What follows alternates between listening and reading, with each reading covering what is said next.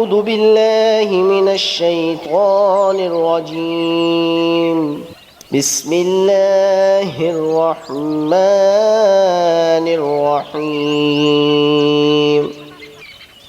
ہم سے اسحاق بن ابراہیم الخزلی نے بیان کیا، انہیں عبد الرزاق نے خبر دی، انہیں معمر نے حمام بن منبع کے واسطے سے بتلایا کہ انہوں نے ابو زہرہ رضی اللہ عنہ سے سنا، وہ کہہ رہے تھے کہ رسول اللہ صلی اللہ علیہ وسلم نے فرمایا کہ جو شخص حدث کرے اس کی نماز قبول نہیں ہوتی جب تک کہ وہ دوبارہ وضو نہ کر لے۔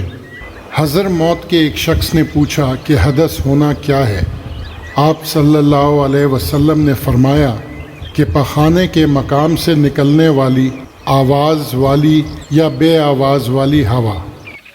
Narrated Abu Huraira, Allah's Messenger, peace be upon him, said, the prayer of a person who does hadath, passes urine, stool or wind, is not accepted till he performs the ablution.